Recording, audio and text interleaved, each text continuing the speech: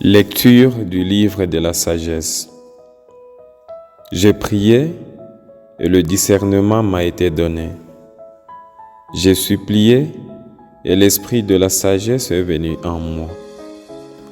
Je l'ai préféré au trône et au sceptre. À côté d'elle, j'ai tenu pour rien la richesse. Je ne l'ai pas comparée à la pierre la plus précieuse. Tout l'or du monde auprès d'elle n'est qu'un peu de sable. Et en face d'elle, l'argent ne sera regardé comme de la boue. Plus que la santé et la beauté, je l'ai aimée. Je l'ai choisie de préférence à la lumière parce que sa clarté ne s'éteint pas. Tous les biens me sont venus avec elle et par ses mains, une richesse incalculable.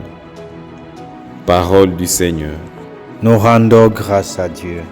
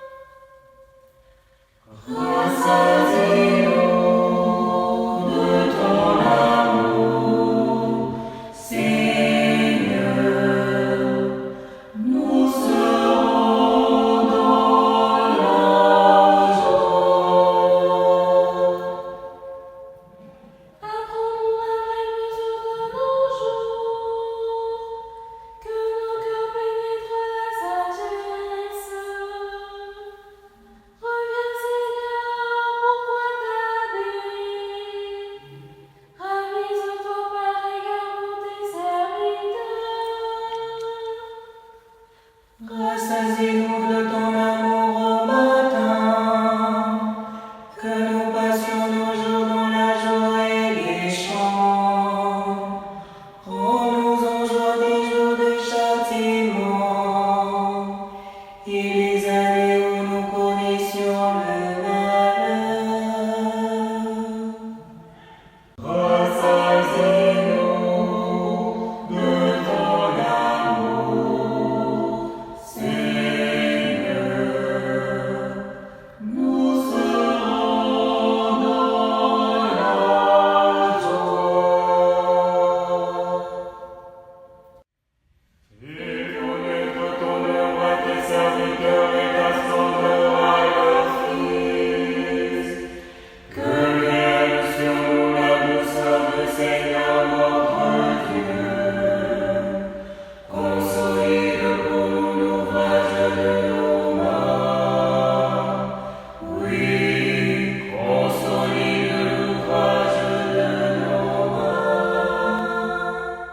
Rassasiez-nous de ton amour, Seigneur, nous serons dans la joie.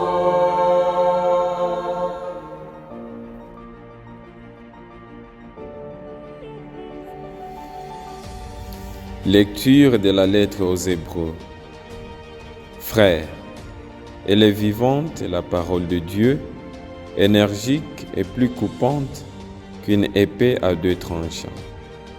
Elle va jusqu'au point de partage de l'âme et de l'esprit, des jointures et des mêles. Elle juge des intentions et des pensées du cœur. Pas une créature n'échappe à ses yeux. Tout est nu devant elle, soumis à son regard. Nous aurons à lui rendre des comptes. Parole du Seigneur. Nous rendons grâce à Dieu.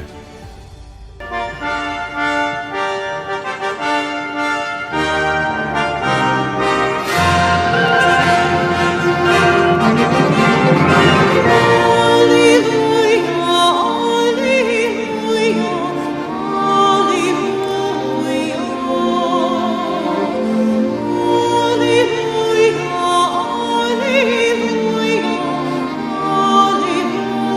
alleluia.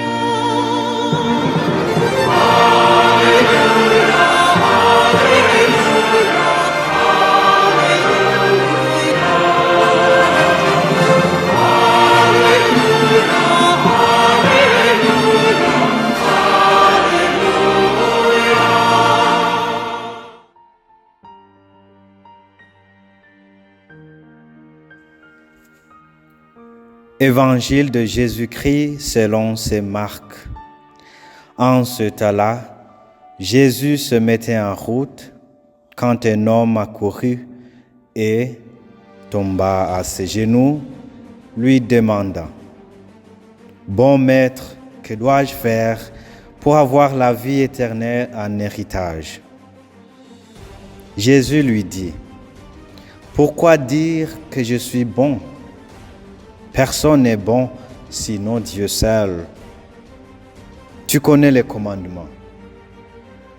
Ne commets pas de meurtre, ne commets pas d'adultère, ne commets pas de vol, ne porte pas de faux témoignages, ne fais de tort à personne, honore ton père et ta mère. » L'homme répondit: « Maître, tout cela, je l'ai observé depuis ma jeunesse. » Jésus posa son regard sur lui et il l'aima.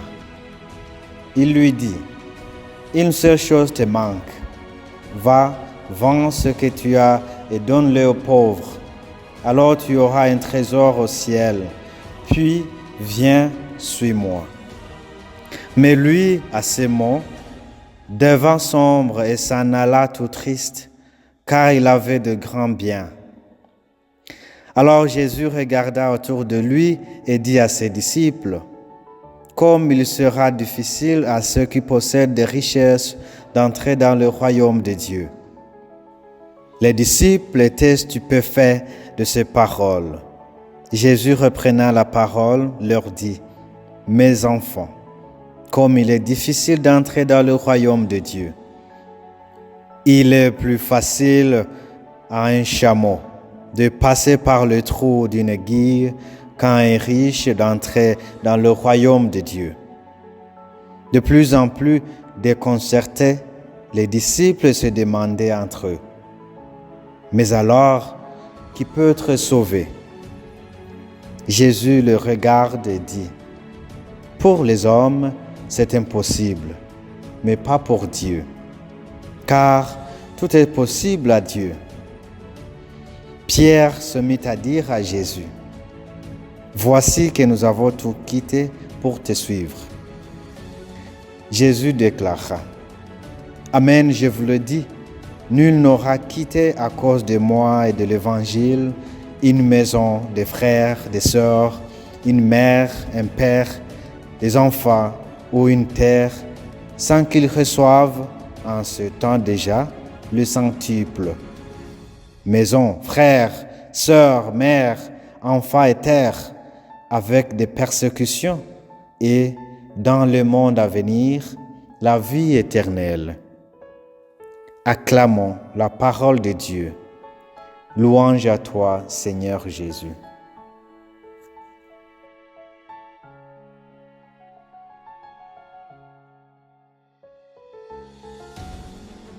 Chers frères et sœurs, fidèles bien-aimés, bonjour et bienvenue à cette méditation du 28e dimanche du temps ordinaire, année B. Les lectures que nous venons de lire nous invitent à la radicalité dans notre sequela Christi. Vendre tout ce que l'on a, le partager aux plus pauvres et suivre Jésus. Mes frères, ces gestes ne sont pas un simple abandon de ce que l'on a, mais un abandon qui est un don de soi et expression authentique de l'amour que l'on a pour Jésus. Bien-aimés, dans la page de l'Évangile d'aujourd'hui, le jeune homme riche appelle Jésus bon maître. Est-ce cela veut dire que le jeune homme avait vu la bonté de Jésus?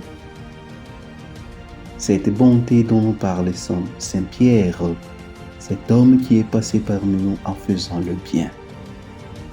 Et toi, mon frère, ma sœur, qu'as-tu vu en Jésus et qui aujourd'hui peut t'amener à cette radicalité à sa suite? Qu'avons-nous trouvé dans l'attitude, les gestes, le regard, la parole de Jésus et qui aujourd'hui peut nous toucher, voire attirer à le suivre à travers un don total? Oui, que dois-je faire pour avoir en héritage la vie éternelle? Voilà la question que toi et moi aujourd'hui devons demander à Jésus. Posons-lui la question de savoir quel est son secret. Quel est ce secret dont il rayonne? Car toi et moi aujourd'hui voulons qu'il soit une source de vie pour nous. Certes, comme tout Israélite, ce jeune homme connaissait bien la loi et lui-même nous révèle dans sa réponse à Jésus, « Maître, tout cela, je l'ai observé dès ma jeunesse. » Oui, fidèle bien-aimé, le jeune homme riche avait observé la loi toute sa jeunesse. Mais aujourd'hui, il se présente devant Jésus car il demeure insatisfait. Ce qui veut dire que dans notre vie intérieure, nous devons apprendre à dépasser cette vision qui réduit la foi à un pur accomplissement, qui réduit la foi à une observance. Car la foi, c'est bien davantage. La foi est une adhésion du cœur à quelqu'un, et ce quelqu'un, c'est Dieu lui-même. À travers cette page de l'Évangile, le jeune homme vient nous montrer la voie. Vers qui devons-nous aller pour trouver satisfaction à notre quête de vie éternelle? Voilà mes frères, c'est vers cette sagesse dont nous a parlé la première lecture d'aujourd'hui, à côté de laquelle je tiens pour rien toute la richesse de ce monde, auprès de laquelle tout l'or du monde n'est que du sable. La sagesse auprès de laquelle l'argent est regardé comme la boue et dont la clarté ne s'éteint pas. Car d'elle, tous les biens me viennent et parsement une richesse incalculable. Oui, mes frères et sœurs, c'est vers celle-ci que je trouve la vie éternelle. Mais sachons-le bien, c'est à une condition, car une seule chose te manque. Va, vends ce que tu as et donne-le aux pauvres, alors tu auras un trésor au ciel. Puis viens, suis-moi. Voilà mes frères, telle est la parole de Dieu, vivante, énergique et plus coupante qu'une épée à 2 tranchants. Oui, fidèle bien-aimé, c'est devant cette parole que le jeune homme riche devint sombre et s'en alla tout triste. Quelle est cette réaction? Quel est ce sentiment que suscite cette parole quand j'écoute? Une seule chose te manque. Va, vends ce que tu as et donne-le aux pauvres. Alors tu auras un trésor au ciel. Puis viens, suis-moi. Quel est ce sentiment que suscite cette parole énergique, vivante, plus coupante dans ma vie, moi qui suis chrétien aujourd'hui? Ce départ sombre et triste du jeune homme nous montre que son cœur était encore lié à ses possessions. Sa tristesse montre à quel point il est difficile de renoncer à ce qui nous donne un certain confort ou un sentiment de sécurité. Il est triste parce qu'il ne peut pas à cet instant-là lâcher ce qui l'empêche de suivre pleinement le Christ. Oui, mon frère, quel est ce bien? Quelle est cette ambition? Quel est ce sentiment? Quel est ce désir? Quel est cet orgueil qui aujourd'hui m'empêche, qui aujourd'hui je n'arrive pas à lâcher, à m'en détacher pour suivre pleinement le Christ? Certainement, Jésus ne condamne pas la possession des biens en elle-même, mais il veut tout simplement souligner le danger que les biens représentent quand ils deviennent le centre de notre vie.